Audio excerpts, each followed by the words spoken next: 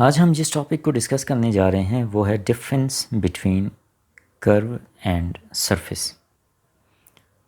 तो आज हम देखेंगे कि कर्व और सरफेस के दरमियान कौन सा बुनियादी फ़र्क है। तो सबसे पहले हम कर्व को डिटेल में स्टडी करते हैं। तो हमारा पहला क्वेश्चन ही ये है, what is a curve. Curve क्या चीज़ है? A curve is the set of all points x, y ordered pair which satisfy an equation of the form f of x, y equal to 0. एक curve points की collection है जो कि equation 1 को satisfy करते हैं। इक्वेशन 1 हमें ये बता रही है कि कोई भी रिलेशन जो x और y के दरमियान मींस दो वेरिएबल्स के दरमियान होगा वो ग्राफिकली एक कर्व को रिप्रेजेंट करेगा। A curve is not necessarily a function. ज़रूरी नहीं है कि हर कर्व एक फंक्शन को रिप्रेजेंट करे। फॉर एग्ज़ाम्पल एक सर्कल एक कर्व तो है लेकिन वो एक फंक्शन नहीं है, वो रिलेशन है x और y का। In parametric form, a curve is represented in terms of a single parameter. In general, x equal to x of t, y equal to y of t is parametric equation of a planar curve.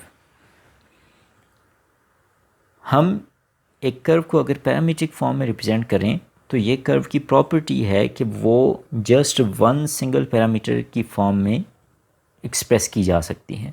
जिस तरह equation 2 के अंदर हमने एक planar curve की parametric equation लिखी है, तो प्लेनर कर्व है इसलिए वो एक प्लेन के अंदर लाई करेगी और उसके दो वेरिएबल्स x और y in terms of t हमने इक्वेशन 2 के अंदर लिख लिए हैं।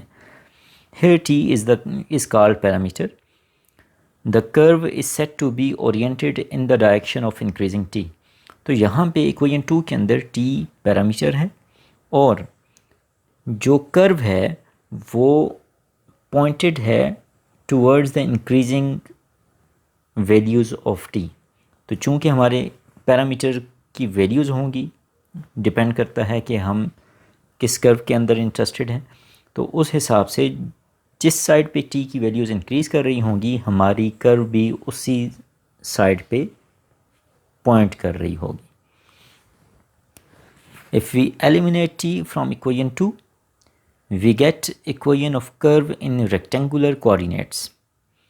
अगर हम इक्वेशन 2 के अंदर से इन्हें आपस में म्यूचुअली इस तरह सॉल्व करें कि t को एलिमिनेट कर दें तो हमारे पास जो इक्वेशन बनेगी वो रेक्टेंगुलर कोऑर्डिनेट सिस्टम के अंदर मौजूद होगी। इसका मतलब ये है कि हम पैरामीट्रिक इक्वेशन कर्व की पैरामीट्रिक इक्वेशन को कन्वर्ट कर सकते हैं रेक्टेंगुलर कोऑर्डिनेट सिस्टम के अंदर। The curve may live in the plane and in 3 dimensional space. तो एक कर्व जो है वो प्लेन के अंदर भी बन सकती है, वो एक 3 डायमेंशनल स्पेस या इससे हायर स्पेसेस के अंदर भी बन सकती है। तो इसलिए स्टूडेंट्स ये माइंड में ना रखें कि कर्व जो है वो जस्ट प्लेन के अंदर होती है, वो 3 डायमेंशनल और हायर डायमेंशनल स्पेसेस के अंदर भी बनाई जा सकती है। इसके बाद हम कर्व्स की कुछ एग्जांपल्स देखते हैं। इसमें हमारी फर्स्ट एग्जांपल है सर्कल।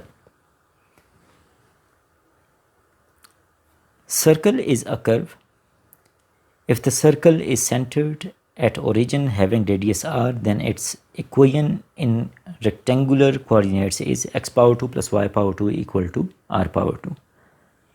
तो सर्कल जो है वो हमारे पास फर्स्ट एग्जांपल है कर्व की, और ये आप पिक्चर के अंदर देख सकते हैं कि यहाँ पे एक सर्कल है जिसका रेडियस 2 है और इसकी इक्वेशन है x power 2 plus y power 2 equal to 4। तो रेक्टेंगुलर कोऑर्डिनेट सिस्टम के अंदर अगर एक सर्कल का सेंटर हो ओरिजिन 0 0 और उसका रेडियस हो r, तो रेक्टेंगुलर कोऑर्डिनेट सिस्टम के अंदर उसकी इक्वेशन होगी x power 2 plus y power 2 equal to r power 2। और इसी सर्कल की पैरामीट्रिक इक्वेशन होगी x equal to r cos t and y equal to r sin t, where t is greater than or equal to 0 and less than or equal to 2 pi। तो हमने यहाँ पे देखा कि circle को भी हम पैरामीट्रिक फॉर्म में रिप्रेजेंट कर सकते हैं, और यहाँ पे x भी इन टर्म्स ऑफ t लिखा गया है और y भी इन टर्म्स ऑफ t लिखा गया है, और t की वेरिएशंस हैं 0 से 2 पाई तक। तो जैसे हम t को 0 से 2 पाई तक सारी वैल्यूज़ देंगे तो हमें ये पैरामीट्रिक इक्वेशन पूरे का पूरा कंप्लीट सर्कल देगी।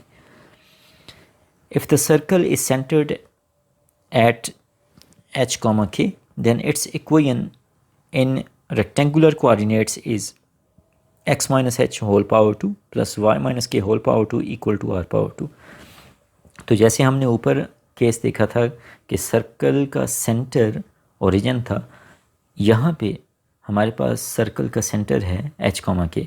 तो अगर h, k सेंटर होगा तो उस केस में हमारे पास इक्वेशन होगी सर्कल की x minus h whole power 2 plus y minus k whole power 2 equal to r power 2। और इसी इक्वेशन की हम पैरामीट्रिक फॉर्म भी लिख सकते हैं, और पैरामीट्रिक फॉर्म होगी x equal to h minus r cos t, y equal to k minus r sine t, और यहाँ पे t की वैल्यूज़ अगेन 0 से 2 पाई तक हैं। तो अगर हम इन पैरामीट्रिक इक्वेशंस को ऊपर इक्वेशन के अंदर पुट करें x minus h whole power 2 plus y minus k whole power 2 equal to r power 2, तो ये इन्हें सेटिस्फाई करेंगी। तो ये हमारे पास फर्स्ट कर्व थी सर्कल। अब हम अपनी नेक्स्ट एग्जांपल देखते हैं जो कि है parabola. The parabola is a curve as shown in the figure. तो आप इस ज्योमेट्री के अंदर देख सकते हैं कि यहाँ पे एक पैराबोला डिफ़ाइन किया हुआ है y power 2 equal to 4x, और ये भी एक कर्व है।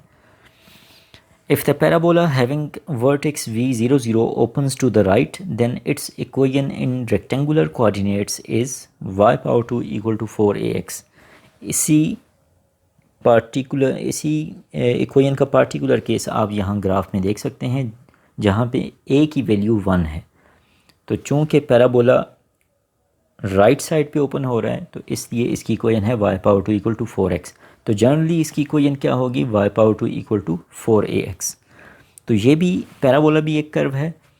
अगर हमारे पास y इक्वल टू t एक पैरामीटर हो इस पैराबोला के लिए, तो हम इसकी पैरामीट्रिक इक्वेशन लिख सकते हैं, और इसकी पैरामीट्रिक इक्वेशन होगी x equal to t power 2 divide by 4 and y equal to t where t is greater than minus infinity and less than infinity।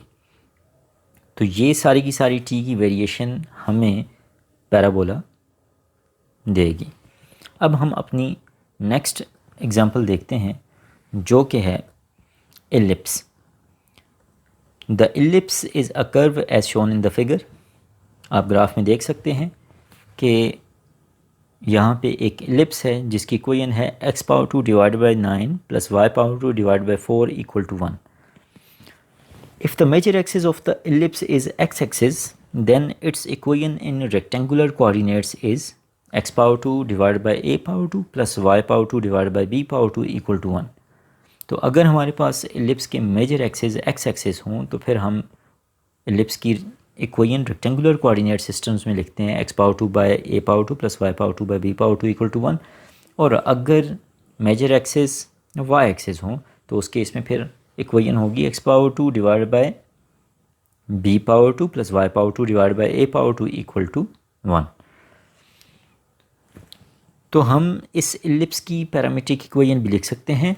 If t is the parameter, then the parametric equation of ellipse is x equal to a cos t, y equal to b sin t, and t is greater than or equal to 0 and less than or equal to 2 पाई।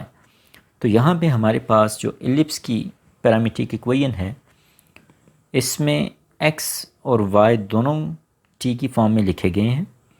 अगर हम इन्हें above equation के अंदर put करें तो ये इसे satisfy करेंगे। अब हम अपनी नेक्स्ट एग्जांपल देखते हैं जो कि है helix. The helix is a non planar curve as shown in the figure. तो यहाँ पे फिगर में आप देख सकते हैं कि हेलिक्स 3 डायमेंशंस के अंदर आपको नज़र आ रही है। x एक्सिस, y एक्सिस और z एक्सिस, तीनों की तीनों एक्सिस बनी हुई हैं। तो 3 डायमेंशंस के अंदर ये हेलिक्स हमारी कर्व है।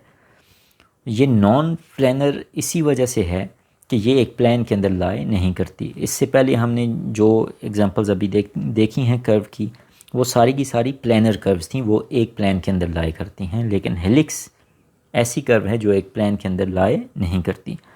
It lies in a 3 dimensional space.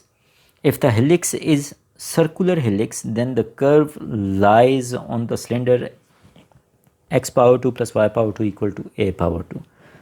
तो अगर हमारे पास सर्कुलर हेलिक्स हो, हेलिक्स में भी डिफरेंट केसेस हैं, एलिप्टिकल हेलिक्स भी होता है, सर्कुलर हेलिक्स भी है, ऑब्लिक सिलेंडर्स के ऊपर भी हेलिक्स होते हैं।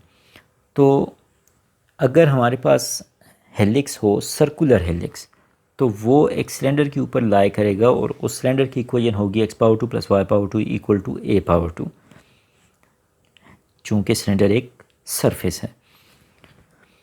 If t is taken as the parameter, then the parametric equation of helix is x = a cos t, y = a sin t, and z = c times t, where t is greater than -infinity and less than infinity. तो ये हमारे पास parametric equation है helix की। Helix एक non planar curve है और इसी वजह से ये एक प्लेन के अंदर लाई नहीं करती, ये 3 डायमेंशनल स्पेस के अंदर लाई करती है। तो हम